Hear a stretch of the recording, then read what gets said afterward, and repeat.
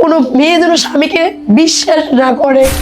যে স্বামীকে 5 বছর 3 দিন আমি খাইয়েছি, পড়াইছি, লেখাপড়া করাইছি, সবচেয়ে নামি দামি ব্র্যান্ডের কাপড় পরিয়েছি, সে আমাকে ভুলে এতবার কোরআন শরীফ নিয়ে ভুলে যদি অন্য একটা মেয়ে নিয়ে থাকতে পারে, তাহলে সে সব করতে পারে, সব করতে পারে। কারণ স্বামী নামক জিনিসটা এখন আমি ঘৃণা করি। একটা কুকুরের প্রতিও তো মায়া আছে। আমি তোমাকে খুব ভালোবাসি, জীবনে কোনোদিন তোমাকে আমি ডিভোর্স দিব না, কিন্তু আমি তোমার নাম্বারটা ব্লক করলাম। আমি কই আমার কি কোনো ঘাটতি আছে? কই আমার মা বলে তুমি সুন্দর না, একটা শাড়িও কিনে দেয়নি, কোনোদিন একটা 3 পিসও চাইনি, তাহলে তুমি আমাকে ছিঁড়ে যাচ্ছ কেন? আমার মা তোমাকে এক্সপেক্ট করে না, আমার মা তোমাকে চায় না। ও মানে আপনার শাশুড়ি আপনাকে চায় না? চায় না। পরে আমি বললাম, যেদিন আমার হাতটায় মারে আমি অজ্ঞান হয়ে গেলাম, হাতে যখন 30টা শিলি, আমি আমার শাশুড়িকে ফোন দিয়ে বললাম, মা আমার তো বাবা মা কেউ নেই, আপনি আমাকে একটাবার মেনে নেন না, আমি সব সহ্য করে নেব, আপনার কি লাগবে? এই বয়সে আমি অনেক টাকার মালিক, অনেক লাখ টাকার মালিক, আমি অর্ধ লাখের কাছে আমি বেতন পাই, আপনার কি প্রয়োজন? আপনি আমাকে খালি একবার বলেন মা। মা তো মাই হয়, মা শব্দটা অনেক অনেক কঠিন। উনি আমাকে একটা প্রশ্নই করছে, এই সংসার আমি করতে দেব না। ওই দিন যেদিন আমার হাতটা পরে, আমার শাশুড়ি আমার সামনে আমার হাজবেন্ডকে ফোন দিচ্ছে, এই তুই মেয়েটারে এত মারিস কেন? তোরে আমি ছাড়তে বলছি, ওরে ডিভোর্স দিয়ে তুই চলে আসবি। কিন্তু আমার হাজবেন্ড কোনোদিন ছাড়বে না। আল কোরআন নিছে 50 থেকে 60 বার, সে কোনোদিন ছাড়বে না। লাস্ট আপনার হাজবেন্ডের সাথে কি কথা হয়েছে বোন? আর সুন্দর বউ দরকার। পরে আমি বললাম, সবে বরাতে দুইজনে যখন নামাজ পড়লাম, ওর বেবি কোনোদিন হবে না। পরে তুমি আমাকে কথা দিলা যে লাকি তুমি কোনোদিন ছেড়ে যেও না, আমিও কোনোদিন তোমাকে ছাড়বো না। হাজবেন্ডের বাচ্চা হবে না কোনোদিন? কোনোদিন বাঞ্জা সে মানে ও এত কিছু জেনেই আপনি তারে ভালোবাসছেন? নেশা করতো, পৃথিবীর এমন কোনো নেশা নাই করতো না, এগুলো আমি পরে জানি। তারপরেও আমি সব কিছু মেনে নিছি, সব কিছু মেনে নিছি। এমন কিছু তথ্য একটা আছে ভাইয়া, যেটা শুনলে আপনি অবাক হবেন। বলেন। ডাক্তারি রিপোর্টে ওর একটা রিপোর্ট আমি নিয়ে গেছি। ও দিনের পর দিন একটা ইনজেকশন করতো, যেটার কারণে সে কোনো দিন আর বাবা হবে না। তারপর সবে বরাতে আমি কান্না করতেছি আমি আমার বাবা মার জন্য। ও এসে আমাকে বলতেছে, সেটা হচ্ছে 2 বছর আগে, লাকি তুমি আমাকে কোনোদিন ছেড়ে তো যাবা না, এই কোরআনটার উপরে হাত দিয়ে বল। ডাক্তারও বলে ওর কোনোদিন বেবি হবে না। যখন আমি জানতে পারলাম আমি বউ, আমাকে বলছে গার্লফ্রেন্ড। অপমান। নিজের বউ কি কতটা ছোট করেছে। নিশ্চয়ই সে দেখবে আপনার নম্বর ব্লক করা থাকলেও কিছু বলার থাকলে বলেন এই ক্যামেরায়, তার জন্য। আর তোমার মাকে সুন্দর বউ এনে দিও, আমার আর কোনো ইয়া থাকবে না। অনেক মনে হয়েছে আমার হাজবেন্ডের সাথে আমি একটা ফেসবুকে স্ট্যাটাস দিতে পারিনি। কেন? টিকটকে একটা ছবি ছাড়ি ওরা আমার দিতে পারি। কেন? আমার হাজবেন্ড, আমি দিব, অসুবিধা কি?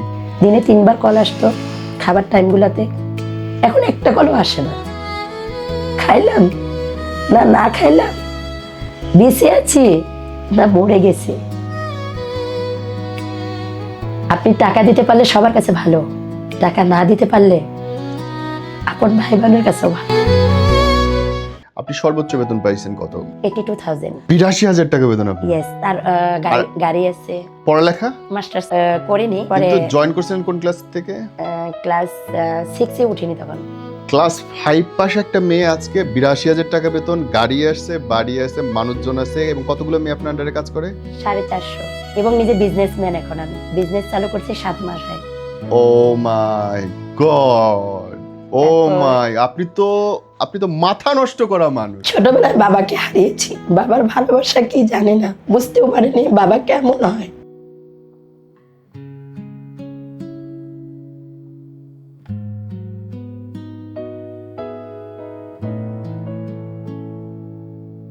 আপা আপনার নাম কি? আমার নাম লাকি চৌধুরী। লাকি মানে তো সৌভাগ্য, কিন্তু আপনার চোখে জল বলে যে আপনি সৌভাগ্যবতী না। রিয়েলি আমি কোনো ভাগ্যবান মেয়ে না। স্বামী, সংসার, কর্ম, পরিবার কি আছে আপনার? ছোটবেলায় বাবাকে হারিয়েছি, বাবার ভালোবাসা কি জানি না, বুঝতেও পারিনি বাবা কেমন হয়। বাপের কোলে চড়েন নাই? কত বছর বয়সে বাপ নেই? খুব ছোট ভাইটা, আমরা 3 বোন 2 ভাই। মানে বাপ যে কাঁধে করে ঘুরে বেড়ায়, বুকের উপরে রাখে, এর কোনো স্মৃতি আপনার নেই? না, আমার ফ্যামিলিটা খুব ভালো, চৌধুরী ফ্যামিলি, দিনাজপুরে সবাই চেনে। জীবনের আমি খুব দুষ্ট ছিলাম ছোটবেলা থেকে, এতটা দুষ্ট ছিলাম এলাকার প্রত্যেকটা ছোট ছোট মেয়ে এবং পোলাপানগুলো আমি দেখলে মনে হয় পাগল হয়ে যায়। হঠাৎ একদিন মা বলে, তোর কারণে আমি অতিষ্ঠ হয়ে যাচ্ছি, তুই এত দুষ্টামি করস। তো মনে মনে চিন্তা করলাম, মাই হচ্ছে আদর্শ, আগে এত বড় করেছে।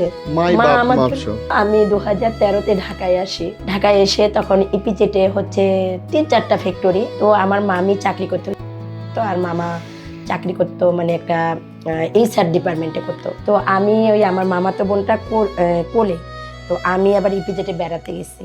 তো বেড়াতে গিয়ে সবাই ডাকতেছে যে এই তোমরা চাকরি করবা, আসো, কে কে চাকরি করবা।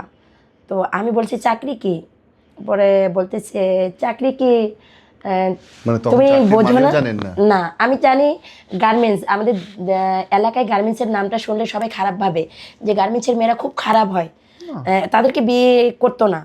মানে আমাদের এলাকায় কিছু কিছু মেয়ে আছিল, যদি বিয়ের আলাপ নিয়ে আসতো বলতো ও গার্মেন্টসে চাকরি করছে, ওই মেয়েকে ঘরের বউ ওঠানো যাবে না। তখন আমি বললাম, স্যার চাকরি কি? বলছে চাকরি কি, তুমি এই জায়গায় হাজিরা দিলে তুমি কাজ করলে টাকা পাবা, এটাকেই বলে চাকরি। তো আমি মনে করলাম এইটাকে চাকরি বলে, হ্যাঁ তাহলে আমি শুরু করলেন কি দিয়ে? ওই মামাকে ভয়তে বলিনি যে আমি চাকরিতে যাব বা কোনো কিছু করব। পরে মামিমা বকতেছে, কয় না কোনো টাকা পয়সা নেই। তখন তো টাকার অনেক মূল্য ছিল। তখন আমাকে মামা টাকা দিল, আমি একটা রন্না নিলাম, মনে হয় 75 টাকায়, রন্নাটা এখনো আছে আমার। তাই? হ্যাঁ, 75 টাকা দিয়ে একটা রন্না নিলাম, আর একটা সালোয়ার, তখনকার ইয়াতে একটা সালোয়ার নিলাম 35 টাকা দিয়ে। পরের দিন সকালে চুল বাঁধতে পারে, মানে চুল অনেক লম্বা ছিল আমার। আপনি এখনো অনেক বড় চুল। এখন তো কেটে ফেলি, সবসময় কেটে ফেলি, কারণ এখন আমার অফিসে অনেক ইয়ে হয়। পরে আমাকে বলতেছে যে সকাল থেকে আমি নাই, আমি অফিসের গেটে গেছি। পরে আমি বলছি হ্যাঁ আমি চাকরিতে জয়েন করব, কারণ আমি ওই পূর্বের কথাটা মনে পড়তেছে। আম্মা আমাকে নিয়ে অনেক অতিষ্ঠ, আমার যন্ত্রণায় ইয়া করে না, আমি মানুষের এরকম করি, কিন্তু আমি কখনো খারাপ কাজ, মানে খারাপটা কারো ইয়া করতে পারি নাই, মানে ভালো দিকটা করতাম। যে কারো বিয়ে হয়েছে, কারো ঘরে চাল নাই, আমাদের ওই এলাকায় অনেক গরিব লোক আছে, সকালে উঠতাম, উঠে হাঁস মুরগি, আমাদের তো বাড়িতে অনেক হাঁস মুরগি, এই হাঁসের ডিমগুলা 5টা বাজে উঠে হাঁসের ডিমগুলো আমি নিতাম, নিয়ে ওইগুলো চুরি চুরি করে মানুষকে দিতাম। আবার অনেকের জামাই আসতো, নিজের ঘরেরটা। তারপর হচ্ছে আমার মা সুপুরি পাড়ায় রাখতো, ওই সুপুরিগুলো আমি বিক্রি করতাম 1 টাকা হালি, বিক্রি করে যত যত পোলাপান আছে এগুলো নিয়ে মাস্তি করতাম। আচ্ছা। তারপর হচ্ছে ধান চুরি করতাম, ঘরের জিনিস, চাল চুরি করে বিক্রি করতাম। মানে অফিসের গেটে এসে চাকরিটা নিলাম, তখন আমার স্যালারি হলো 5,500 টাকা। বাহ, 5,500 টাকা। তো সকাল 9টায় ঢুকবো আমরা তো ছোট, আর বের হব 11টার দিকে। রাত 11টায় না, সকাল 11টায়, 9টায় ঢুকবো। আমাদের লেখাপড়ার সুযোগ দিয়েছে। পরে আমাকে 5,500 টাকা বেতন ধরলো, আর একটা করে বিস্কিটের প্যাকেট দেয়, একটা ওই আড়ং দুধ আছে, ওই একটা মিষ্টি দুধগুলো জামে, তখন ওই একটা করে দুধের প্যাকেট দিত। আর যদি বায়ার আসতো তখন টয়লেটে নিয়ে ওই বিস্কিটটা দিয়ে এই ছিটকিনি লাগাই দিত বাহির থেকে। আমরা তো বয়সে 18 বছরের কম নেই, আমাদের তো চাকরি হবে না, কারণ তখন তো শিপমেন্ট করতে হবে আমাদের, এই জন্য ছোট ছোট লোক নিয়ে গার্মেন্টস কেবল শুরু হচ্ছে। বুঝতে পেরেছি। তারপর হচ্ছে আমি 1500 টাকা, প্রথম স্যালারি পাই 1500 টাকা। 1500 টাকা পেয়ে আমার মাকে আমি ফোন দিলাম, মা আমি 1500 টাকা পেয়েছি। তখনকার দিনে 250 টাকা রুম ভাড়া, 1500 টাকা আলু নিছিলাম, মানে 10 টাকার এতগুলা, মানে নিজে নিজে বাজার করতেছি, তাতে টাকা বেঁচে গেছে, মানে অনেক টাকা বেঁচে গেছে, আলহামদুলিল্লাহ। তো অনেক খুশি। খুশির পরে প্রমোশনটা কোত্থেকে হইলো? প্রমোশন 1 মাস পরে যখন টাকাটা বেতনটা হাতে পেলাম, উনি বেতন পাইছে 15,000, আমি 1500 পাইলো। আমার মাথায় এই কাজটা করে, তখন আমি আমার যে সুপারভাইজার, সে হলো প্রেগনেন্ট, টাঙ্গাইল বাড়ি, সে হচ্ছে ছুটিতে যাচ্ছে, মাতৃকালীন ছুটি, 3 মাস 13 দিন ছুটি, অর্ধেক টাকা হচ্ছে হাত আগে পায়, এসে অর্ধেক টাকা পায়। তখন আমি রাত্রে একদিন শুয়ে ভাবতেছি, উনি 15,000 পায়, আমি পাবো 5,500, এটা কখনোই সম্ভব নয়, আমাকে এগোতে হবে। তখন আমি বললাম আমি তো ইনফরম্যানের চাকরি করি, এখন তো আমার সুপারভাইজার নাই, তাহলে আমি যেহেতু আমি শিক্ষিত আছি, তখন মেট্রিক পাসও করিনি, তাহলে তো আমি সুপারভাইজারের পদটা নিতেই পারি। মনে মনে এই চিন্তা করে বাসার থেকে আসলাম, 2টা ড্রেসও বানালাম। তখন একটা ড্রেস বানিয়েছি 150 টাকা করে, মানে 3 পিস, ছোটো মানুষ, তারপরে 3 পিস হয় না, ওইভাবে রোনা সামাল দিতে পারি না, বড় লং মানে ইয়া করে পরে কিছু পারি আর না পারি, আমি নিজে ইনফরম্যান, আমি তো জানি কোন কাজটা কাটিং থেকে বুঝাই আনবো। একটা পার্ট ভুল হলে আমার একটা ক্যাপ পিছাই যাবে, ওইটা আবার কাইটে আনতে হবে, এর হাতে পায়ে ধরে সিগনেচার নিতে হয়, ওর হাতে পায়ে। তখন আমি কি করতাম, কাটিং থেকে 100% কাজ বুঝাই আনার পরেও কিছু পার্ট আমি চুরি করতাম ওই জায়গা থেকে, যাতে আমার কোনো কমতি না থাকে। কারণ এই 7 দিন হচ্ছে আমার একটা চ্যালেঞ্জের মোকাবেলা, এই 7 দিন আমার চ্যালেঞ্জ করতেই হবে। পরে কিছু পারি আর না পারি চিল্লাই, এই আপুরা কাজ জোরে কর, কারণ আমি ছোট, সবাইকে বলতাম এই আপুরা একটু কাজ চালু করেন, আপনারা চান না আমি একটা মেয়ে মানুষ, আমিও সুপারভাইজার হই, আমার পদটাও একটু বাড়ুক। তো কিছু পারি আর না পারি, তখন চকলেটের দাম ছিল কম, 1 টাকায় 4টা চকলেট পাইতাম। কি করতাম, চকলেট আইনা ওদেরকে দিতাম। 7 দিনের মধ্যে 5 দিন আমি ভালো গুড একটা দেই, প্রোডাকশন দেই। তখন আমাকে বলছে ও এই লাইনের সুপারভাইজার, 3 মাসের মধ্যে তাকে কাট করে দেওয়া হবে, আমাকে সুপারভাইজারের কার্ড দিতে হবে। পরে এমনি করতে করতে 3 মাস পর আমার একটা কার্ড হয়ে গেল, আমি সহজ সুপারভাইজার। মানে 11,000 টাকা বেতন না, মানে সুপারভাইজারের বেতন হচ্ছে 11,000, আমার বেতন হলো 8,500, 5,500 থেকে 8,500 টাকা হয়ে গেল ভাইয়া। 3,500, প্রায় 3,500 বেড়ে গেছে না, 2,500 টাকা। মা বাবা তো খুশি এখন না, আমার বাবা ছিল না, মা ছিল। মা খুশি, তার মধ্যে আমি বাড়িতেও যাই, বেড়াতে যাই। 3 মাস গেল, এখন তো আমার সুপারভাইজারের কার্ড বানাতে হবে, এখন আমি সহজ সুপারভাইজার হলে তো আমার চলবে না সুপারভাইজার। পরে আমি বললাম মিটিংয়ে যাই, একটু মনমরা হয়ে থাকি, আমি কই পাশের লাইনেও দেয় ভালো প্রোডাকশন, আমিও ভালো প্রোডাকশন দিই, তার থেকে পারলে কিন্তু আমি 1 পিস বেশি দিই, কম দিই না। অনেক অসুস্থ হয়েছি, তারপরও আমি অফিস কামাই দিই না, আমার রেজাল্ট ভালো করতে হবে। কারণ একসময় আমার মা আমাকে বলছিল তুমি একটা অপদার্থ মেয়ে, আমার তোমার জন্য আমার অনেক কথা শুনতে হয় মানুষের।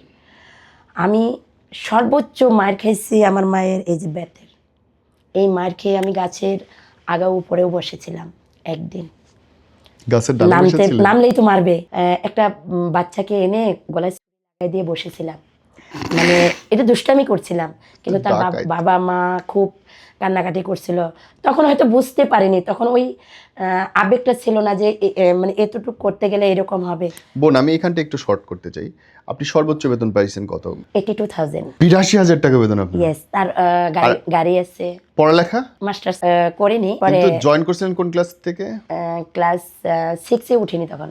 ক্লাস 5 পাশে একটা মেয়ে আজকে 82,000 টাকা বেতন, গাড়ি আসছে, বাড়ি আছে, মানুষজন আছে, এবং কতগুলো মেয়ে আপনার আন্ডারে কাজ করে? 450, এবং নিজে বিজনেসম্যান। এখন আমি বিজনেস চালু করছি 7 মাস হয়। ও মাই গড, ও মাই, আপনি তো মাথা নষ্ট করা মানুষ। একটা কল আসলো, হ্যালো আপু, আমি কি আপনার সাথে কথা বলতে পারি? তখন কাজ করতেছেন আপনি? আমি তখন একটা লেআউট করতেছি। আমি বলছি ভাইয়া আমি তখন বিজি আছি, আমি আপনার সাথে বাসায় গিয়ে কথা বলবো। ঠিক আছে। পরে আমি বাসায় গেলাম, আমার আর মনে ছিল না। কলটা কে দিল? কলটা দিল নাম জানি না। পরে লাঞ্চের টাইমে আমাদের অফিসে যেহেতু লাঞ্চ করায়, ওই দিন গরুর মাংস দিয়েছি, তো আমাদের স্টাফের জন্য বসাও আলাদা। তো আমি ওই দিন লাঞ্চ করতেছিলাম না, যাই আমি ভাইয়াকে বলছি ভাইয়া আমাকে একটা কফি দিয়ে যান, আমাদের জন্য কফি ফ্রি, কারণ আমরা স্টাফ তো, আমাদের গাড়ি আছে, ইয়ে আছে। তো ম্যাডাম আপনি আজকে লাঞ্চ করবেন না? আমি কই না, শরীরটা খারাপ লাগতেছে। আমি আবার আম্মার সাথে কথা বলতেছি, কথা বলার পরে ফোন আসছে, আপু আমি না কালকে আপনাকে ফোন দিয়েছিলাম, আপনার সাথে আমি কথা বলবো। ভাইয়া আমার এখনও একটা লেআউট নিয়ে আমি খুব ইয়াতে আছি, লেআউট পেপারটা একটু ভেজাল হয়েছে, এই লেআউটটা আমার দ্রুত করতে হবে এবং প্রোডাকশন বাইর করতে হবে, না হলে শিপমেন্ট লেট হবে, আর লেয়ার হলে এটা হচ্ছে মালিককে প্লেনে করে পাঠাতে হবে। বলছে ঠিক আছে, তাহলে আমি রাত্রে আপনাকে নক করবো। ঠিক আছে, ওই দিনও রাত আমি 11টায় বেরোলাম, আমি ওই লেআউটটা করতে পারতেছি না, তখনও আমি আরও 3 ধাপ পিছিয়ে আছি। এই ফোনে কথা হইতেছে কতদিন ধরে? ওই 2016 সালে, এটা হচ্ছে 16 সালের ফেব্রুয়ারি 4 তারিখে আমি যেটা লিখে রাখছি। তারপরে দেখা হইলো কবে? বলতেছি। পরে আমি একটা লেআউট পেপার, আপনি আমাদের জানেন না প্যাডান, আমাদের যে গার্মেন্টসের মেন প্যাডানের কাজটা শিখতে হবে, কারণ পেডানে হচ্ছে স্যালারি। একটা পেডান মাস্টারের বেতন ভাই সর্বনিম্ন হলেও 2.5 লাখ 2 লাখ, আর উপরে গেলে 10-এর উপরে এরকম। আমি যেহেতু পেডানটা জানি না, তাহলে কারণ কম্পিউটার আমাকে জানতে হবে, পেডানটাও তো অবশ্যই আমাকে জানতে হবে, কারণ বাংলাদেশের যে পেডান জানতে পারবে সে গার্মেন্টসের অল কাজ জানবে। আবার রাত 1টা বাজে, আপু আমি আপনার ফোন নাম্বারটা নিয়েছিলাম একজনের কাছে, আপনার সাথে কি কথা বলা যায়? আপনি অনেক বিজি মানুষ আমি জানি, এবং আপনার ফোন নাম্বারটা নিয়েছি আমি 3,000 টাকা দিয়ে। সিরিয়াসলি আপনার ছবিও আছে আমার কাছে। আচ্ছা, আমি ওদিন লাল একটা শাড়ি পরেছিলাম ইন্সপেকশনে, মজা পাইছি। হ্যাঁ আমি দেখি রিয়েলি আমার ছবি তার কাছে। ওকে, ওই ইন্সপেকশন যে করতে গেছি ওইখান ওই থেকে তুলছে। এসএনএম বায়ারে ওনার ফ্রেন্ড চাকরি করে, ওকে, আমার হাজবেন্ডের এর ফ্রেন্ড হচ্ছে চাকরি করে এই হচ্ছে। কথাবার্তা হইতে হইতে দেখা হলো কতদিন পর? পরে ফোনে কথা বললাম তখন মনে হয় 15 মিনিট, করার পরে অফিসে আমাদের 3 দিন ছুটি। ওর মধ্যে দেখা? হ্যাঁ না না দেখা হয়নি, তার মধ্যে দেখা হয়নি। তাহলে দেখা হইলো কবে? দেখা হলো কথা চলতেইছে, চলতে চলতে চলতে তারপরে আমি হলাম টেকনিক্যাল অ্যাসিস্ট্যান্ট ম্যানেজার হলাম। তখন উনি আমাকে অনেকবার বলতেছে আমি তো চাকরি করি, আমি তোমার সাথে আজকে দেখা করবই। তো আমার হচ্ছে এলাকার এক খালা আছে, তার সাথে আমার রুম 2 রুম নেওয়া, ফ্ল্যাট নেওয়া। তখন বলতেছে যে আমি আপনার সাথে যেহেতু দেখা করব, তাহলে আমি বললাম ঠিক আছে আসেন। থেকে আমার এই জায়গায় আসতে 10 টাকা ভাড়া, আমাকে চলে আসেন। তো আসলো, কই আপনার বাসায় কি নেবেন? দেখা হলো সামনাসামনি। আমাকে ঠিক আছে বাসায় চলেন, আমার খালা আছে, কিন্তু বাড়িওয়ালাকে বলে সিকিউরিটিকে বলে যেতে হবে। আর একটা মানুষ আসলো, যেহেতু অনেকদিন ধরে 3-4 মাস ধরে কথা বলতেছি, দেখেন তো গেলাম। বোন, এর মধ্যে কি প্রেম শুরু হলো কবে থেকে? ও যখন দেখা হলো তখন হচ্ছে যাই কোরআন শরীফটা হাতে নিল, যে আমি তোমার ছবি যেদিন দেখেছি ওই দিন থেকে আমি তোমাকে পছন্দ করে ফেলেছি। তুমি বললো আপনি দেখে তুমি কোরআন শরীফ নিল। আমার খালা হচ্ছে ওই যে খালাটার সাথে আমি দেখি, খালা হচ্ছে রান্নাঘরে হচ্ছে ওর জন্য রেডি করতেছে, আর আমরা বাড়ি বলতেছি। আমার কোরআন শরীফ ছিল ওয়ার্ডরোবের উপরে, যাই কোরআন শরীফটা নিল হাতে, করার কিছু নেই। আমি তখন কিন্তু অন্য একটা ছেলেকে পছন্দ করতাম, সে হচ্ছে মার্চেন্টাইজার, বাড়ি যশোহর, তার স্যালারি হলো 1,74,000 টাকা তখন। সে এখন হচ্ছে বাইং হাউসের সবচেয়ে বড় একজন মানে মালিক, মাশাআল্লাহ। তার আন্ডারে এখন অনেক বড় একটা বাইং হাউস, তার মাসিক আয় হচ্ছে 1 কোটি টাকা, মাশাআল্লাহ। আমি যাকে পছন্দ করতাম তখন বলতো, আমি পাত্তা দিতাম না, আমার কেমন জানি পছন্দ হতো না। আমার হাজবেন্ডের চেহারা খুব সুন্দর, আমার থেকে পছন্দ হতো না।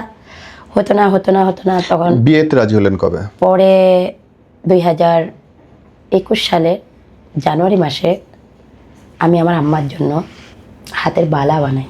ম্যানেজার হই যখন আমি, মানে অ্যাসিস্ট্যান্ট ম্যানেজার থেকে ম্যানেজার হলাম, হওয়ার পরে আমি হচ্ছে আম্মার জন্য বালা, কানের দুল বানালাম। তখন মানে একটু তাকে পছন্দ করি, মানে বুক ফুটে বলি না, বাসায় আর আসি। বিয়ে করলেন কবে বোন? দেখাও হলো না। এই আর 5 মিনিট হলে আমার শেষ হয়ে যাবে। আম্মার জিনিসগুলো বানালাম, তার কাছে আমি 15,000 টাকা ধার করে নিলাম, নিয়ে আম্মার জিনিস 1,15,000 টাকা বানালাম, কানের দুল আর বালা নিয়ে বাড়িতে গেলাম। বাড়িতে যাওয়ার পরে আমি অসুস্থ হলাম, আমি নাইটের গাড়িতে গেছি। যাওয়ার পরে আম্মা নামাজ পড়তেছে, আমিও নামাজ পড়তেছি। তা ওইটাই হচ্ছে আমার মায়ের সাথে শেষ দেখা। আম্মা সালাম ফিরাইতেছে, আম্মা ইলিশ মাছ খেতে চাইছে, আমাদের দিনাজপুরে ইলিশ মাছ পাওয়া যায় না। আমি 5 কেজি ইলিশ মাছ নিছি, 3 কেজি হচ্ছে বড় চিংড়ি মাছ নিছি, বড় চিংড়ি মাছ পাওয়া যায় না। আমি যাই ফজরের আজান দিল, বাড়িতে উঠছি। ওঠার পর আম্মা নামাজ পড়তেছে, আমিও আবার উজু করে যাই নামাজ পড়তেছি। আমি নামাজ পড়তেছি, পরে মোনাজাতে দাঁড়াবো, মা সালাম ফিরে তাকায় রয়েছে, কয়ে আমার মেয়ে নামাজ এখনো ছাড়েনি, মাশাআল্লাহ, আল্লাহ তুমি আমার মেয়েটাকে অনেক বড় করিও। আমি তাকায় রয়েছি, মা কাঁদতেছে। এটাই যে আমার মায়ের সাথে শেষ দেখা হবে আমি কখনোই বুঝতে পারিনি ভাইয়া। ছুটি নিয়ে গেছি 3 দিন, এদিক দিয়েও আমার হাজব্যান্ড ফোন দিচ্ছে, তখন গভীরভাবে দুজনেই গেছি। 4 বছর ধরে রিলেশন চলতেছে। জুনের 4 তারিখ করোনা, অনেক করোনা। আমি একটা মিটিংয়ে ঢুকছি, মোবাইল সাইলেন্ট করা, মোবাইল কেউ ধরতে পারবে না। অস্ট্রেলিয়ান ভাইয়ারের, দরিনা ভাইয়ারের একটা কাজ নিয়ে, মনে করেন একটা লেআউট ধরার আগে, মনে করেন আপনার এই শার্টটা ধরার আগে আমাদের একটা মিটিং হয়, মিনিমাম 4 ঘন্টা থেকে 5 ঘন্টা একটা মিটিং হয়। এই কাজটা কীভাবে ধরবো, কীভাবে সাকসেস হবে, কীভাবে স্মুথলি কাজ করা হবে, কয় পিস ঘন্টায় বের হবে, কোন মেয়ের কত এফিসিয়েন্সি হবে, এটা আমাদের একটা ফর্মুলা তৈরি করতে হয়। প্যাটার্ন, কাটিং সব মিলিয়ে যেগুলো প্রধান থাকে সবাই আমরা ওই মিটিংয়ে থাকতে হয়। মোবাইল সাইলেন্ট, মোবাইল ধরে না। হাজার হাজার ফোন আসতেছে জুনের 4 তারিখ বৃহস্পতিবার। সব আগের দিন আবার আম্মার সাথে আমার কথা হয়েছে, মা আমি যদি মারা যাই ঈদের 3 দিন পরে, মানে আমি ঈদে বাড়িতে যাইতে পারি নাই, ওই যে করোনা, ওই 3 মাস আগে আমার আম্মার জন্য চুড়ি আর দোল নিয়ে গেছি, তাছাড়া তো যেতে পারিনি। পরে আমি কই, মা আমি যদি মারা যাই আমার লাশটা মনে হয় তুমি দেখতে পাবা না, কারণ এখন তো সন্তানও তার বাবার লাশটা নিতেছে না, তুমি মনে হয় নিতে পারবা না। আমি এই কথাগুলো বলছি, যায় আমার আম্মা আমার বাবার কবরের পাশে আমার আম্মার আপন মানে খালা রইছে, আমাদের এলাকায় বিয়ে হয়েছে আমার নানি। তো ওই নানি মানে আম্মা খুব জোরে জোরে কান্না করতেছে। তো ওই আমার আবার চাচাতো বোন আছে স্কুল মাস্টার, তো ওই দিক দিয়ে আসছে, বলছে যে আজকে আমার পাগল মেয়েটা প্রতিষ্ঠিত, কিন্তু বলতেছে ও নাকি মারা গেলে ওর লাশটা কেউ আসবে না। তা আমার আব্বাকে নাকি আমার মা বলতেছে তুমি রেডিতে, আমার নতুন বাড়ি কালকে এই জায়গায় হবে। আম্মা নাকি বলতেছে, সবাই বলতেছে কালকে তো আমার নতুন বাড়িতে আমি আসব, তুমি দোয়া করো। আর আমার মেয়েটা বলছে যে ও মারা গেলে নাকি ওকে, আমার মেয়েকে তুমি দোয়া করো আল্লাহর কাছে, তুমিও বলিও আমিও বলি আমার মেয়েটা যেন আরও বড় হয়, আর ওর স্বপ্ন 2টা আছে পূরণ হতে পারে যেন। আমার 2টা স্বপ্ন আছে, আমি এই স্বপ্ন 2টা পূরণ করব হয়। আর আমি তো কালকে এই নতুন বাড়িতে আসব, ওই আমার আম্মার যে নানি ইয়া আছে খালা, তো ওই আর সে আম্মাকে আবার দিয়ে গেছে, দিয়ে গেলে আপনি কল পরিবারে করতে পারেন সেদিন? এই ভোরবেলা আমি কথা বলছি আম্মার সাথে, ভোরবেলা জুড়ে 4 তারিখে আম্মা মারা গেছে, ভোরবেলা কথা বললাম, মানে তখন 5:30 বাজে আম্মা নামাজ পড়তে এসেছে। আম্মা তাহাজ্জুদের নামাজ পড়েই আগে আমাকে কল দেবে, ঢাকা শহরে আমি একাই, আমাকে কল দিবে, মা তুমি উঠছো, তখন আমার ডিউটি হচ্ছে 6:30টায়, করোনা তো। আপনি ফোনে শুনলেন কখন, ধরতে পারলেন কখন? আমি আম্মার সাথে কথা বলে মোবাইল অফিসে ঢুকছি, অফিসে 6:30 থেকে অফিস, তাহলে বাসা থেকে আমি বের হয়েছি 6টা বাজে, আধা ঘন্টা লাগে অফিসে ঢুকছি। অফিসে ঢুকে 7:30টায় আমি মিটিংয়ে ঢুকছি। আর আমার আম্মা মারা গেছে 7টার আগে, মানে আমার সাথে কথা বলার পরে নিজে হচ্ছে শরবত বানায় খাইছে। আবার ডায়াবেটিস ছিল তো একটু, আমার বড় চাচির সাথে কথাও কইছে, ওই বড় চাচিটা 2 তারিখে মারা গেছে, এই যে রোজার 2 তারিখে মারা গেছে, রমজানের 2য় রোজায় মারা গেছে আমার চাচিটা। আবার মাকে দেখতে যাওয়ার সুযোগ পেয়েছিলেন? পাইছিলাম, মানে বলতেছি। পরে অনেকবার কল আসছে, আমি তো টের পাইনি। পরে আমার এক ম্যানেজারকে ফোন দিছে আমার বড় ভাই, যে এমন এমন আম্মা তো মারা গেছে, ওকে বলার দরকার নাই, ওকে খালি একটু দ্রুত গাড়িতে, ওই দিন আমার বেতন হবে, মানে সিনিয়র ম্যানেজারের বেতনটা আমি পাবো। আহা, মানে প্রথম সিনিয়র ম্যানেজারের বেতন 63,000। আর ওই দিনই মা চলে গেল? ওই দিনই মা চলে গেছে, ওই দিন স্যালারিও ঢুকবে বিকেলবেলা।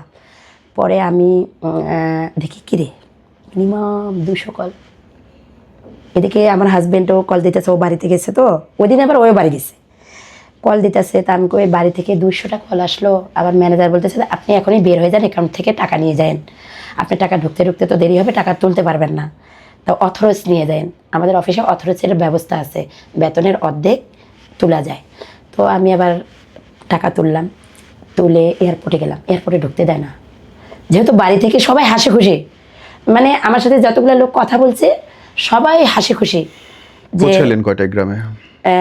আমি 12টা বাজে বাইপেলে আসি, যখন দেখলাম যে এয়ারপোর্টে ঢুকতে পারতেছি না তখন বাইপেলে আসলাম।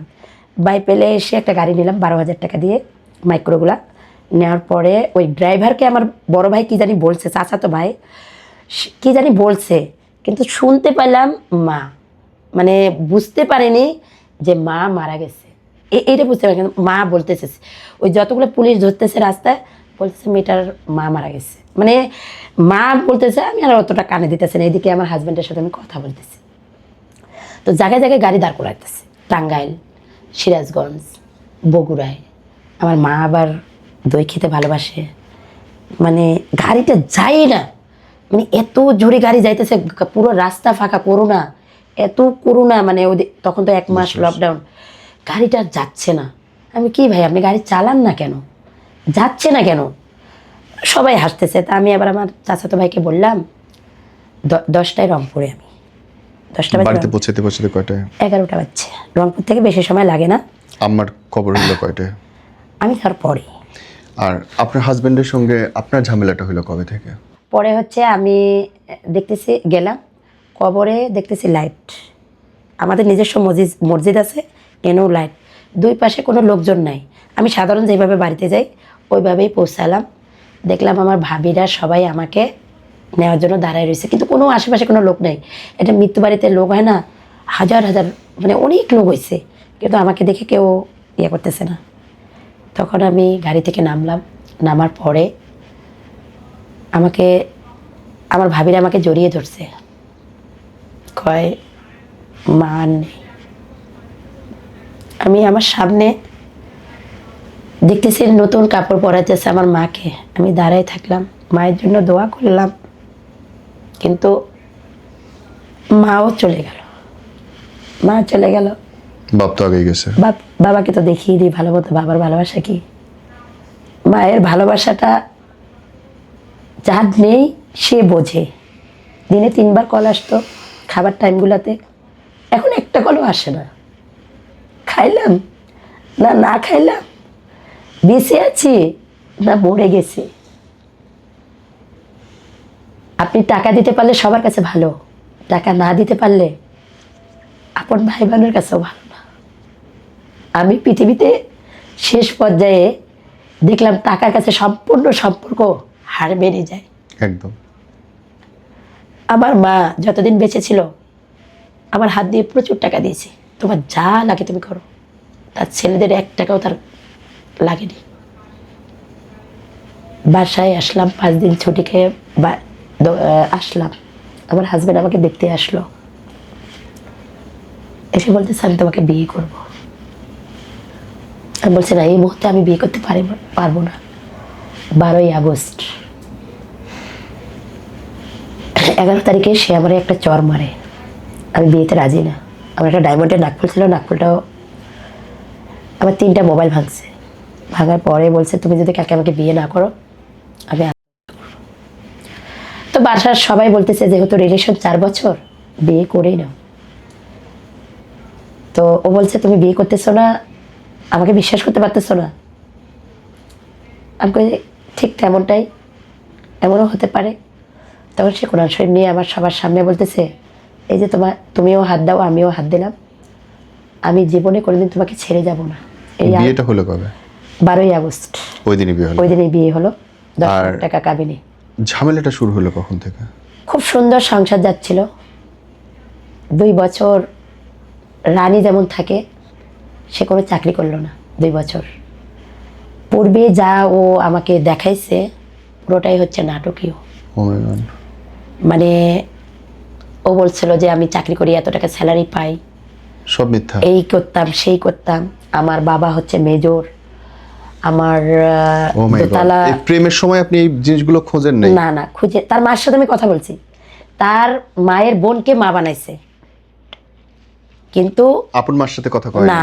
ও মাই কিন্তু গড। যেদিন আমি বিয়ে করি 11 আপনি কি তারিখ, তার বাসায় একবার খোঁজ নেওয়ার চেষ্টা না করছেন? না, আমি তাহলে আপনি তার কি জানতেন? আমি জানতাম ওর খালার সাথে যখন আমার মানে কথা প্রমাণ নেন না প্রমাণ, কিছু? হ্যাঁ প্রমাণ হচ্ছে, আমি বলছি তুমি যেহেতু কোরআন শরীফের উপর হাত দিলা 2 বার, আচ্ছা আমি রাজি, আমি বিয়ে করবো, তোমার মাকে কালকে আনতে হবে। হ্যাঁ। পরে 11ই আগস্ট ওর মাকে আইনা এক হোটেলেই খাইলাম, এক হোটেলে খাবার খাইলাম। 12 তারিখে আমরা বিয়ে করলাম। 12ই আপনি আগস্ট গ্রামের খোঁজ বা কোনো খোঁজ না, নেওয়া খোঁজ দরকার বোধ নেইনি, করলেন না? কারণ আমি জানি একটা শিক্ষিত ছেলে কখনো আমাকে, যেহেতু 4 বছর ধরে আমার সাথে ভালো রিলেশন, তাহলে আমি তো আর কোনো খোঁজখবর, যখন বলছে মেজর ডুপ্লেক্স বাড়ি আছে, ওর বাবা মা দুজনে হজ করে আসছে, এরকমটা তো আর কখনো হতে পারে না। তখন এই ঝামেলাটা বুঝলেন কখন আপনি? ঝামেলাটা বুঝলাম 2 বছর হওয়ার পরে। ওর বোন আমাকে, ওর বোন পলায় গিয়ে বিয়ে করছে ময়মনসিংহ। ওকে। ওর বোন আমাকে ফোন করলো। হুম। মানে 2 বছর আমি কোনোদিন তাদের বাড়িতে যোগাযোগ, ঈদ আসলেই যাওয়ার জন্য অনেক ব্যস্ত হয়ে উঠি। তখন সে আমাকে কোরআন শরীফ ধরে বলছে তুমি আমাকে 3টা বছর সময় দাও, আমি তোমাকে নিয়ে যাব, তোমাকে ওর বোন কি present করবো। বললো? তখন আমি বলছি ঠিক আছে, আমি তোমাকে কথা দিলাম আমি এই 3 বছরের আগে তোমাদের বাড়িতেও যাব না, কারোর সাথে যোগাযোগও করবো ওর না। বোন কি বললো? ওর বোন আমাকে ফোন করে বলল, আপু, মানে ওই 4 বছর তো ওর বোনের সাথেও আমার খুব ভালো রিলেশনশিপ। ওর বোন আর ও পাশাপাশি থাকতো, আমার জন্য ওর বোন পিঠাপুটি খাবার, ও বাড়িতে গেলে ওর মা রান্না করে দিত, এগুলা খাবার আমার বাসায় দিয়ে যেত। আমি তো ওই খালার সাথেই থাকতাম বিয়ের আগে। তখন ওর বোন আমাকে ফোন করে বলল, যেহেতু ওর বাবা আবার ওর বোনকে তেজ্যপুত্র করছে, মানে মেয়েকে মানে পছন্দ করে বিয়ে করছে, তেজ্যপুত্র কয়, আপু ভাইয়া তো তোমার সব কথা শুনে আমার ভাইয়াকে আমাকে খুব দেখতে মন চাচ্ছে, তা তুমি একটু কি আমার ভাইয়াকে আনবা? হ্যাঁ। তা আমি কই তুমি ঠিকানা দাও, আমি যাব। স্যালারি পাইলাম, প্রায় 15 রকমের মিষ্টি নিলাম। ওর বাসায় আপনি গেলেন? হ্যাঁ। আমি জানতে চাচ্ছি ঝামেলাটা বুঝলেন কিভাবে? বুঝতেছি এই জায়গা থেকেই ঝামেলা। ওর বোনের বাসায় ওই বিয়ে, ওর বোন জানতো না বিয়ে হয়েছে, ওই বাড়িতে গিয়েই মানে ঝামেলার সৃষ্টি হলো যে বিয়ে। তখন 15 রকমের ফল নিলাম, মিষ্টি নিলাম, নিয়ে ওর যাবতীয় জিনিস যা লাগে, কোনোদিন 1 টাকার একটা চকলেটই না বলেনি। আপনি বলতেছেন অফেয়ারে যে আমার হাজবেন্ড আমাকে ছেড়ে চলে গেছে, কেন গেল? হ্যাঁ, ওর বোনের বাসায় যখন গেলাম, কেন গেল? ওর বোনের বাসায় যখন গেলাম আমাকে চেয়ার দিয়ে একটা বাড়ি দিল ওই জায়গায়। কেন দিল? যে ওর বোনের বাসায় কেন আমি নিলাম, না বলে নিয়েছেন? না বলে নিয়ে গেছি। ফাইন, কিন্তু বুঝলাম ওই ঝগড়াঝাটি হিসাব বুঝলাম। আপনি আমাকে এইটা বলেন যে আপনি বলেন যে আপনার হাজবেন্ড আপনাকে ছেড়ে বিদেশ চলে হ্যাঁ, গেছে, চলে গেছে। কেন গেল? আচ্ছা, এই কাহিনীটা বলি তাহলে সব পাস্ট। এটা বলি, সকালবেলা আগস্টের 9 তারিখ 10 তারিখ আমি একটা কোম্পানিতে আবার নতুন করে, আমাকে অনেক দিন ধরে তারা আউটারের কাজ, জ্যাকেটের কাজ লোক পাচ্ছে না। কারণ আমাকে যে কোনো কোম্পানি ডাকে আমাকে, কারণ আমি এজ এ টেকনিক্যাল, আমি সব স্যাম্পল বানাইতে পারি, প্যাটার্ন জানি, আমি গার্মেন্টসের সব কিছুই জানি। Very good. একটা মেয়ে কিভাবে কাজ করবে, কিভাবে স্মুথলি যাবে, মেয়েটার গাইডলাইন কিভাবে দিতে হবে, আমি একটা মেয়ের পা দেখলে বলতে পারবো এই মেয়েটা কয় ঘন্টায় কয় পিস কাজ করবে। সো আপনি নতুন একটা কোম্পানিতে জয়েন করলেন? হ্যাঁ। পরে হচ্ছে 9 তারিখ ও আমাকে বলতেছে, বসে আছি বাড়িওয়ালা, আমি এখন যার বাসায় আছি, তার বাসায় আছি। তো বাড়িওয়ালা, আগের বাড়িওয়ালা, আমি, আমার হাজবেন্ড বসে আছি। তো আমাকে খুবই মারতো, এত পরিবারের মারতো যে মায়েরগুলা দেখলে কুকুর কেউ কখনো মারতো না। ওই যে ওর বোনের বাসার পরের থেকে, আসার পরের থেকে ওর মামা আসলো আমার বাসায়, ওর ছোট খালা আসলো আমার বাসায়, ফ্যামিলি সবাই আসতেছে, মানে ওর মা সবই জানে, ওর বাবা খুবই ভালো। পরে এত মারতো, তখন এই জায়গাটায় আবার 30টা সিলি যায় বিদেশ যাওয়ার 1.5 মাস আগে। বসে আছি হাতটা দিয়ে, তখন ওর হাতটা আবার ঠিক হয়নি, ব্যান্ডেজ করা। তো 5 বছর 3 দিন আমার কাছে ছিল, কোনোদিন একটা রাত বাইরে ছিল না। কিন্তু এখন দেখি ওর যখন ফেসবুকে আমি ছবি ওর আর আমার ছাড়ছি, আমার কখনো অনেক মনে হয়েছে আমার হাজবেন্ডের সাথে আমি একটা ফেসবুকে স্ট্যাটাস দিতে পারিনি। কেন? টিকটকে একটা ছবি ছাড়ি ওর আর আমার দিতে পারি। কেন? আমার হাজবেন্ড, আমি দিব, অসুবিধা কি? ও বলতো যদি এটা পাবলিক হয়ে যায় আমি ছোট হয়ে যাবো, আমি তোমাকে রাজকীয় ভাবে নিয়ে যাব। এটা কি ধরনের আতলামি কথা? আবার কোনোদিন 5 বছর 3 মাসে ও চাকরি করছে সর্বোচ্চ 8 মাস, এর বাইরে কোনোদিন চাকরি করেনি ভাইয়া। আপনি খাওয়াইছেন? সম্পূর্ণ এভরিথিং, লেখাপড়া থেকে শুরু করে মাস্টার্স কমপ্লিট হওয়া পর্যন্ত এভরিথিং টাকা আমি শুধু 20,000 টাকা ব্যাংকে রাখি, আর সর্বোচ্চ টাকা ও দামি দামি ব্র্যান্ডের কাপড়, দামি দামি ফোন লাগবে, মানে যখন যেটা লাগবে খাওয়া, মানে ও যে সোসাইটিতে হাঁটে, মানে এত পরিবারের পরক্রিয়ায় লিপ্ত ছিল ভাইয়া। আমি এগুলো 3 বছর পর জানতে পারি। মানে যখন আপনি অফিসে সেই সময় সে এগুলো করতো বাসায়? আপনার বাসায়? আমার বাসায় করতো না, আপনি নাই, আপনার বাসায় অন্য মেয়ে নিয়ে আসতেছে? না, মেয়ে নিয়ে আসতো না, মানে ওই যাইতো, ও তো চাকরি করতো না, কিন্তু বাড়িতে সবার কাছে বলতো যে আমি চাকরি করি, 60,000 টাকা স্যালারি পাই, বলতো। যদি চাকরি চলে যাওয়ার কেমনে হলো?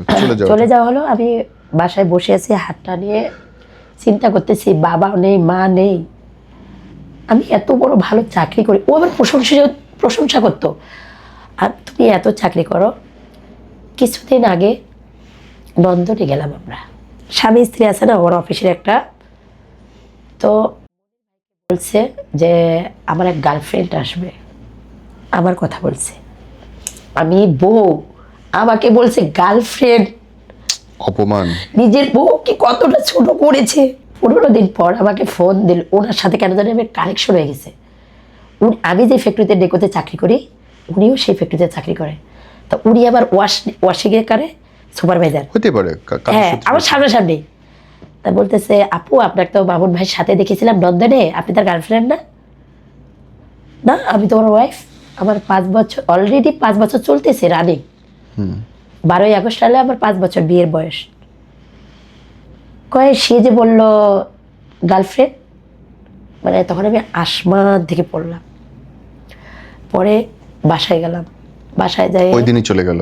না, বাসায় গেলাম, যাই পরের দিন শুক্রবার, ফ্রাইডে বন্ধ, বসে আছি। ও গরুর মাংস, মুরগির মাংস, ইলিশ মাছ, চিংড়ি মাছ ছাড়া আর কিচ্ছু খাইতো না। বাড়িতে কিন্তু কিচ্ছু নাই। আমি যখন ও যাওয়ার পরে বাড়িতে গেলাম, কিচ্ছু ছিল না। ওই দিনে রাত্রে ফ্লাইট মিস হয়েছে। আমি দেখি কাপড় চোপড় কিচ্ছু নাই, মানে দামি দামি যেগুলো কাপড় চোপড়, জুতা সব নিয়ে গেছে? সব নিয়ে গেছে। কিরে, আপনি ফোনে পাচ্ছেন না তারা?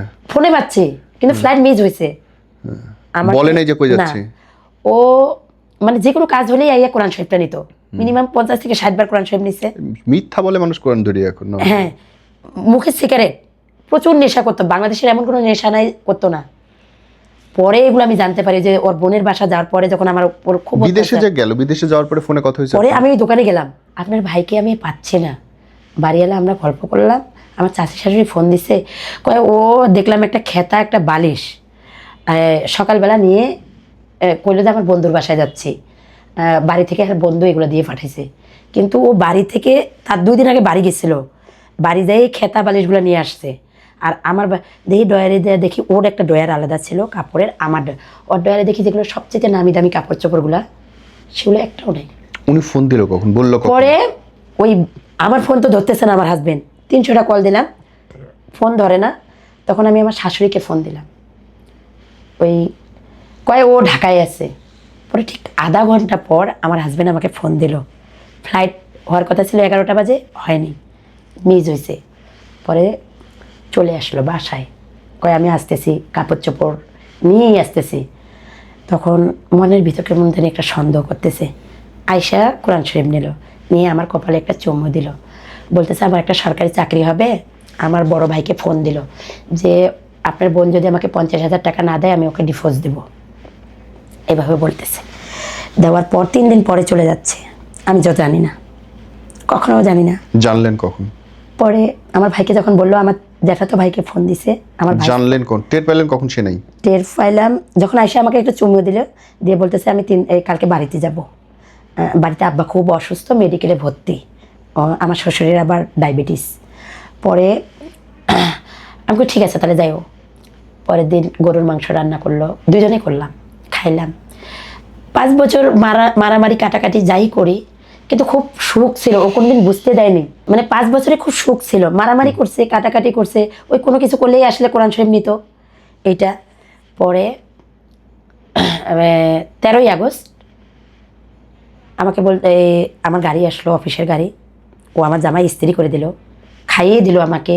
আমার বান্ধবীও আসছে, কলেজ একসাথে গাড়িতে উঠে অফিসে যাই, অফিসের গাড়ি। ও আমাকে অফিসের জন্য টিফিন দিয়ে দিল, দিয়ে বলতেছে আমি তোমার অফিস হয়ে বাড়ি যাব। আমি বলি, ঠিক আছে। পরে অফিসের গেটে গেল, 11টা বাজে। লাকি দেখো ব্যাগে কিন্তু আমার কিচ্ছু নেই।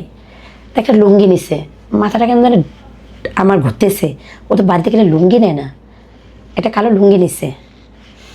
বেল, 2টা বেল ছিল দামি, 2টা বেলও নিছে। আগে তো কাপড় চোপড় সরাইছে। তা ওই কয় আসো হোটেলে খাবার খাই। খাবার খাইলাম, খেয়ে আমার হাতটা ধরে আছে, আমি যদি কোনো ভুল করে থাকি তুমি আমাকে ক্ষমা করে দিও বলতেছি, এইভাবে হাতটা ধরেই আছি। পরে কথা আমার সবার সামনে আমার কপালে একটা চুমু দিল, সবাই সিকিউরিটি করে সবাই আছে। আমার হাজব্যান্ড মনের দিক দিয়ে খুবই ভালো, কিন্তু শুধু বিচ্ছেদটা, আমার হাজবেন্ড কখনো বিদেশ যেতে চায় নাই। ও যেদিন ফ্লাইট মিস হয় ওই দিনও আমাকে কোরআন শরীফ ধরে বলতেছে আমি কোনোদিন বিদেশ যাব না। কেন গেল? পরে আমার হাজবেন্ড 11টা বাজে আমাকে আমি এবার অফিস থেকে বের হয়েছি, আমার ভালো লাগতেছে না, যখন আমার লুঙ্গিটা দেখছি ওই চুপে দিল, আমি যাই গেট পাস লিখে আমি বাসায় আসলাম। তো আমার মোবাইল ভিডিও কল দিল, তুমি খাবার খাও, তোমাকে একটা কথা বলি। কি কথা? কই এই 5 বছর 3 দিনে আজকে আমি তোমার লাইফ থেকে অনেক দূরে, এভাবে বলতেছে। তারপরে তুমি বাড়িতে গেছো, আসবা কখন? কালকে গেছো, আজকে। ও কিন্তু বাড়ি যায় নাই, রাত্রে আমার বাসা 3 বাসা পরেই ছিল, কিন্তু সারা রাত আমার সাথে ফোনে কথা বলতেছে, সারা রাত কিন্তু আমার সাথে কথা বলছে। পরে হচ্ছে কয় তুমি আগে খাবার খাও। আমি কই তুমি তো এয়ারপোর্টের ভিতরে, কারণ আমি 12 বার প্লেনে উঠছি, আমি বাড়িতে গেছি, আমার খালা মারা গেছে তাও প্লেনে গেছি, আমার বড়াব্বু মারা গেছে প্লেনে গেছি, আমি প্লেনেই যাতায়াত করি, এখন গাড়িতে যাতায়াত করি না ওই অ্যাক্সিডেন্টের কারণে। তো বলতেছে যে তুমি কই এয়ারপোর্ট দেখতেছো, এ দেখো পাশের সিট, আমি তোমার কাছেই আসতেছি। আমি কথা তুমি দেখাও। ওই মুহূর্তে ওকে ওই যে প্লেনের গাড়িতে নিয়ে আসবে, আমি আমার বান্ধবীকে ওকে কেটে দিয়ে আমার বান্ধবীকে ফোন করছি, আমার এক কলিগ খুব বান্ধবী, আত্মা ওকে ফোন দিছি। আমার যাবে এবার ওকে ফোন দিছে যে একটু বাসায় যাব, আমি এক জায়গায় যাচ্ছি। পরে ও যখন বিমানে উঠে আমাকে টিকিটটা দেখাচ্ছে, লাকি আমি তোমার কাছ থেকে চলে যাচ্ছি, এদিকে মাকেও বুঝাতে পারি না, তোমাকেও বুঝাইতে পারি কেন? না। পরে আমি বললাম কি হয়েছে? আপনি বিশ্বাস করবেন না, আমার গায়ে একটা গেঞ্জি গায়ে ছিল, একটা টাইট ছিল, মানে আমি যে রন্না নিব এটাও কোনো না। আমি এয়ারপোর্ট চলে গেছি, মোবাইলটা রেখে গেছি ঘরের, ফ্ল্যাটের কোনো রকম দরজা খুলিনি। আমার বান্ধবীও চলে গেছে, মানে পরে ও বাড়ি এলো, বলছে আমি জার্মানি যাচ্ছি। জার্মানি যাচ্ছ? তাই 2টা পর্যন্ত পাগলের মতো এয়ারপোর্টে বসে আছি, যে ও মনে হয় আসতেছে, যায়নি আমাকে কষ্ট দেওয়ার জন্য। কারণ এই 5টা বছরে 2 বছর 3 বছর খুব সুখে ছিলাম, কষ্ট কি জিনিস ছোঁয়া পেতে দেয়। জিজ্ঞেস করছেন কেন আমাকে চলে যাচ্ছে? কি বলছে? জিজ্ঞেস করলাম 5 বছরে তো 1 কেজি চালও কোনোদিন কেনোনি, কেন ছেড়ে যাচ্ছে তাহলে? একটা শাড়িও কিনে দেননি, কোনোদিন একটা 3 পিসও চাইনি, তাহলে তুমি আমাকে ছেড়ে যাচ্ছ কেন? আমার মা তোমাকে এক্সপেক্ট করে না, আমার মা তোমাকে চায় না। ও মানে আপনার শাশুড়ি আপনাকে চায় না? চায় না। পরে আমি বললাম, যেদিন আমার হাতটায় মারে আমি অজ্ঞান হয়ে গেলাম, হাতে যখন 30টা শিলি, আমি আমার শাশুড়িকে ফোন দিয়ে বললাম, মা আমার তো বাবা মা কেউ নেই, আপনি আমাকে একটাবার মেনে নেন না, আমি সব সহ্য করে নেব, আপনার কি লাগবে? এই বয়সে আমি অনেক টাকার মালিক, অনেক লাখ টাকার মালিক, আমি লাখের কাছে আমি বেতন পাই, আপনার কি প্রয়োজন? আপনি আমাকে খালি একবার বলেন মা। মা তো মাই হয়, মা শব্দটা কি বলছেন? অনেক অনেক কঠিন। উনি আমাকে একটা প্রশ্নই করছে, এই সংসার আমি করতে দেব না।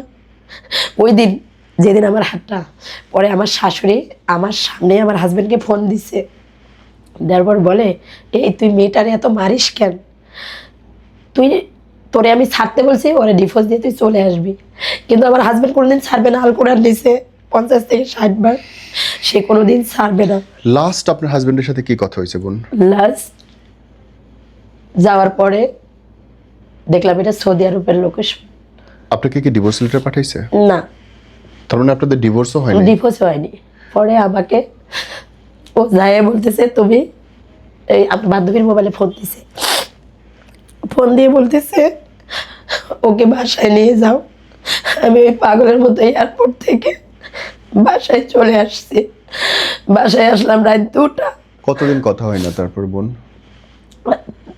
তারপর হচ্ছে বাসায় আসলাম, ও আমাকে একটা কথা বলে, আমি আমার মাকেও বুঝাইতে পারি না, তোমাকেও ছাড়তে পারি না, একটা কুকুরের প্রতিও তো মায়া আছে, আমি তোমাকে খুব ভালোবাসি, জীবনে কোনো দিন তোমাকে আমি ডিভোর্স দিব না, কিন্তু আমি তোমার নাম্বারটা ব্লক করলাম।